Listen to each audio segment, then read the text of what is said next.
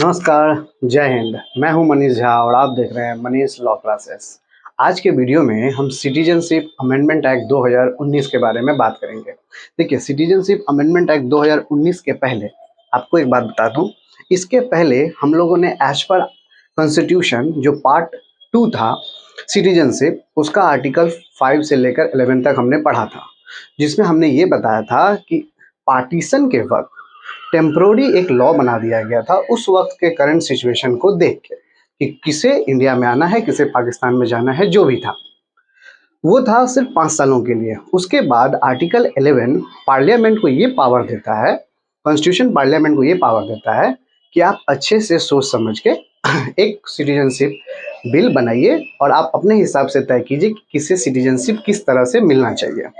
वो हमने इसके लास्ट वीडियो में सिटीजनशिप एक्ट 1955 को पढ़ा था। आज हम ये तीसरा वीडियो है सिटीजनशिप के ऊपर। आज हम पढ़ेंगे सिटीजनशिप अमेंडमेंट एक्ट 2019। अब देखिए, आपको ये इसलिए पढ़ाया जा रहा है क्योंकि देखिए, पहला जो था एज पर कॉन्स्टिट्यूशन वो एग्जाम पॉइंट ऑफ व्यू से ज़्यादा इंपॉर्टेंट है नहीं, उसमें 1-2 क्वेश्चन ही आते हैं। सिटीजनशिप एक्ट 1955 से बहुत सारे क्वेश्चन आते हैं और इनसे भी सिटीजनशिप अमेंडमेंट एक्ट 2019 से भी बहुत सारे क्वेश्चन बनते हैं। तो चलिए आज समझते हैं सिटीजनशिप अमेंडमेंट एक्ट CAA। पहले तो हम जान लें, देखिए कैब, लोगों के मन में डाउट होते हैं CAB, कैब क्या होते हैं। तो कैब का मतलब होता है सिटीजनशिप अमेंडमेंट बिल। जो बिल पार्लियामेंट में डिस्कस किया जाता है, जिसको कानून बनना है इन फ्यूचर, उसके ऊपर पहले से डिबेट होता है, पक्ष और विपक्ष दोनों मिलकर। जब वो बिल पास हो जाता है, प्रेसिडेंट का साइन हो जाता है, उसके बाद वो बन जाता है कानून, मतलब एक्ट। तो CAB था सिटीजनशिप अमेंडमेंट बिल, और जब वो पास हो गया, पास हुआ आपका 11 दिसंबर 2019 को पार्लियामेंट से, और साइन हो गया आपको 12 दिसंबर 2019 को प्रेसिडेंट श्री रामनाथ कोविंद जी के द्वारा। उसके बाद वो बन गया एक्ट। तो अब कभी भी अगर डिबेट कीजिएगा किसी से, तो याद रखिएगा CAB के ऊपर डिबेट मत कीजिएगा, CAA के ऊपर डिबेट कीजिएगा, क्योंकि वो एक बिल था जो पास होकर अब एक्ट बन चुका है। तो देखिए, पास हुआ था 11 दिसंबर 2019, साइन हुआ प्रेसिडेंट का 12 दिसंबर 2019। उसके बाद इसे इफेक्ट किया गया, मतलब ऑफिशियल गैजेट में डाल के उसे बढ़िया से सजा के 10 जनवरी 2020 से इसे इफेक्टिव किया गया। अब इसके ऊपर इतना बवाल क्यों हुआ, इस चीज़ को हम बेसिक में समझते हैं। देखिए, सिटीजनशिप एक आपको बस ओवरव्यू देने का, बेसिक डिटेल देने का, इन्फॉर्मेशन का भी काम करेगा, जो आपको 10 से 15 मिनट के वीडियो में पता चलेगा। इसके ऊपर आप 1 घंटा भी ले सकते हैं, 1 दिन भी ले सकते हैं, महीना भी ले सकते हैं, जितना चाहे उतना समझने के लिए। आप पहले बेसिक चीज़ों को समझिए। हमने कॉन्स्टिट्यूशन में जाना था कि उस वक्त क्या था सिटीजनशिप का लॉ, 1955 में जाना कि देश में उसके बाद क्या रहेगा 1955 के बाद, और अभी ये जानेंगे जो नया कानून में क्या बदलाव किया गया है, क्या अमेंडमेंट हुआ है।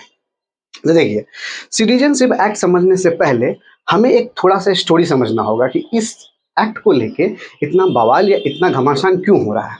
देखिए, कहानी ये है कि इन 1978 में आसाम के एक MP होते हैं हीरालाल पटवारी। हीरालाल पटवारी का डेथ हो जाता है, जिनके कारण वो सीट हो जाता है वैकेंट। उसके बाद उस पर एक री इलेक्शन किया जाता है। री इलेक्शन करने से क्या होता है, देखा जाता है कि अचानक वहाँ वोटों की जो गिनती है या वोटर की जो गिनती है अचानक इंक्रीज कर गई है। सपोज कीजिए, अगर हीरालाल पटवारी वहाँ अगर सपोज कीजिए कि 2 लाख से जीते होंगे, तो अचानक देखा जाता है कि वोटर हो गए हैं 20 लाख। तो हीरालाल पटवारी के डेथ के बाद ये री इलेक्शन किया जाता है, और वो इलेक्शन में ये देखा जाता है कि अचानक वोटर बढ़ गए हैं, इंक्रीज हो गए हैं, जिसके कारण वहाँ की जो इलेक्शन थी वो कैंसिल कर दी गई थी। अब वहाँ एक चीज़ ये हो गया कि रजिस्टर्ड वोटर इनमें इंक्रीज हुए हैं, जिसके कारण क्या हुआ, वहाँ के जो स्टूडेंट थे, स्टूडेंट यूनियन, वो प्रोटेस्ट करने लगे। वो प्रोटेस्ट करने लगे कि इलीगल जो इमिग्रेंट्स है, मतलब अवैध प्रवासी जो है, अवैध प्रवासी वो होते हैं इलीगली इमिग्रेंट्स जो अपना देश छोड़कर दूसरे देश में रहते हैं विदाउट वैलिड डॉक्यूमेंट। ठीक है, तो वो प्रोटेस्ट करने लगे स्टूडेंट, और वो बोले कि ये इलीगल इमिग्रेंट्स को स्टॉप किया जाए आने से, इससे हमारी जो लोकल पीपल है उस पर इफेक्ट पड़ता है। अब क्या हुआ, उन्होंने इस चीज़ को इतना बड़ा हो गया वो कि असम आंदोलन के नाम से, असम आंदोलन 1985 के नाम से वो प्रसिद्ध हो गया, फेमस हो गया। अब उसको वहाँ के गवर्नमेंट बहुत कुछ सोच समझ के एक असम अकॉर्ड 1985 में वो एक कानून लाए और उन्होंने ये कहा कि 24 मार्च 1971 के बाद, आफ्टर, हमेशा याद रखिएगा क्वेश्चन में ये आता भी है आफ्टर या बिफोर, तो आफ्टर 24 मार्च 1971 के बाद जो भी इलीगल इमिग्रेंट्स आए हैं, जो भी आए हैं उन सबको इलीगल इमिग्रेंट्स घोषित कर दिया जाएगा। मतलब 24 मार्च 1971 के बाद जो भी असम में आए हैं उन सबको इलीगल इमिग्रेंट्स घोषित कर दिया जाएगा, डिक्लेयर कर दिया जाएगा इलीगल इमिग्रेंट्स, आवासी।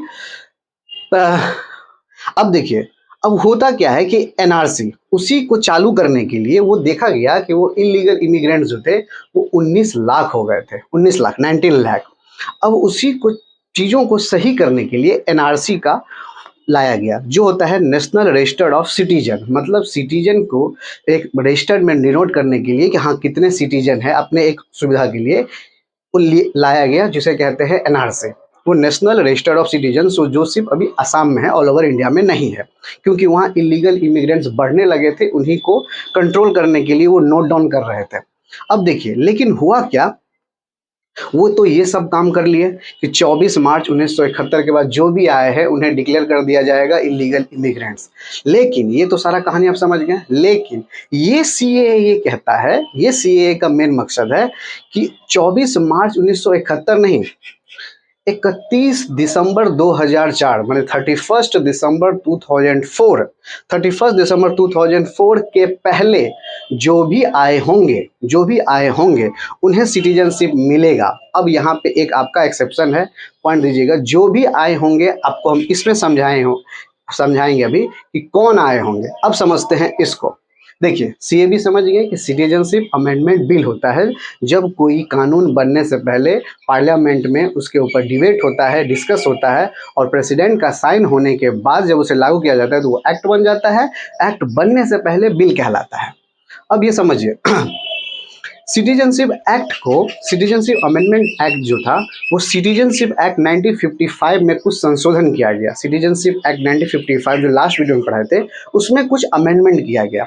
अब ये कहता है कि हम आपको इंडियन सिटीजनशिप प्रोवाइड करेंगे, ये सीएए कहता है कि हम आपको इंडियन सिटीजनशिप प्रोवाइड करेंगे, लेकिन किनको करेंगे ये आगे आपको डिटेल बताएंगे। किनको करेंगे, ये कहते हैं सिंपली रिलीजियस माइनॉरिटी मतलब धार्मिक माइनॉरिटी के पार।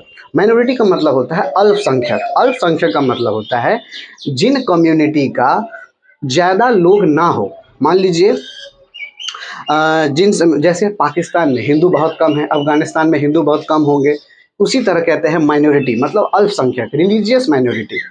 तो अब बोलते हैं कि वो कम्युनिटी जो हिंदू हो, सिख हो, बुद्धिस्ट हो, जैन हो, पारसिस हो, क्रिश्चियन हो, ये जो 6 कम्युनिटी हैं, ये 6 कम्युनिटी अफगानिस्तान, पाकिस्तान और बांग्लादेश, इन 3 देशों से अगर आए होंगे, इन 3 देशों से आए होंगे, याद रखिएगा सिर्फ ये 6 कम्युनिटी, यहाँ मुस्लिम का जिक्र नहीं है, यहाँ सिर्फ हिंदू, सिख, बुद्धिस्ट, जैन, पारसिस, क्रिश्चियन, ये 6 कम्युनिटी अगर इन 3 देशों से आए होंगे, अफगानिस्तान, पाकिस्तान और बांग्लादेश, तो हम उनको, अगर वो 31 दिसंबर 2004 के पहले आए होंगे तो हम उनको सिटीजनशिप दे देंगे, उन्हें हम इलीगल इमिग्रेंट्स नहीं कहेंगे।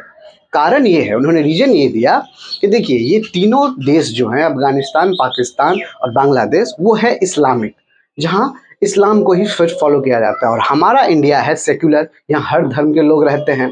तो उनका ये कहना है सिटीजनशिप अमेंडमेंट एक्ट का कि देखिए इन 6 कम्युनिटी को इंडिया शरण दे सकता है, लेकिन क्योंकि ये सेक्युलर है और इन 3 देश ये सेक्युलर नहीं है, ये इस्लामिक है, तो इन पे वहाँ पे कुछ प्रताड़ना होगा, कुछ वहाँ पे उनको अत्याचार किया जाएगा, इसीलिए हम उनको वेलकम करते हैं। क्योंकि हमारा देश सेकुलर है तो हम उनको वेलकम करते हैं, क्योंकि अब और मुस्लिम कम्युनिटी जो है वो कहते हैं कि उनका तो इस्लाम है तो वो वहाँ पे सेटल हो सकते हैं, लेकिन ये वहाँ पे सेटल नहीं हो पाएंगे, इसीलिए हमारा देश सेकुलर है तो हम इन्हें वेलकम करते हैं, सिवाय मुस्लिम कम्युनिटी को छोड़ के।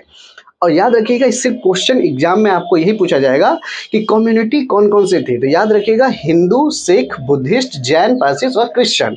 और कंट्री कितने थे? सिर्फ 3 कंट्री, अफगानिस्तान, पाकिस्तान और बांग्लादेश। इन 3 देशों से ये 6 कम्युनिटी अगर 31 दिसंबर 2014 के पहले आए होंगे तो उन्हें हम इलीगल इमिग्रेंट्स नहीं कहेंगे। क्लियर? यही था आपका सिटीजनशिप अमेंडमेंट एक्ट का बेसिक चीज। क्योंकि देखिए, इसके ऊपर बहुत सारे डिबेट होते हैं, बहुत सारे लोग अपने व्यू रखते हैं। स्वाभाविक सा बात है, डेमोक्रेटिक कंट्री है, सबका अपना अपना व्यू हो ही सकता है। आपके भी अपने व्यू होंगे, सबके अपने व्यू होते हैं। फिलहाल ये वीडियो का मकसद ये है कि आप बेसिक चीज़ों को जानें। बहुत सारे लोग डिबेट में जाते हैं लेकिन उन्हें बेसिक चीज़ ही पता नहीं रहता है। तो आप बेसिक चीज़ को जान गए, अब आप अपने हिसाब से इसका कंक्लूजन 2 निकलता है। एक निकलता है माइनॉरिटी, एक निकलता है मेजोरिटी। माइनॉरिटी जो आए हैं उनको तो यहाँ हक मिल जाएगा, सिटीजनशिप मिल जाएगा। मेजोरिटी पे क्या इफेक्ट पड़ेगा ये टाइम बर्ड बताएगा। तो ये था सिटीजनशिप अमेंडमेंट एक्ट का बेसिक। आई होप ये क्लियर हुआ हो कि सिटीजनशिप अमेंडमेंट एक्ट कहना क्या चाहता है। इस कहानी के माध्यम से सिटीजनशिप अमेंडमेंट एक्ट आपको समझ में आई होगी।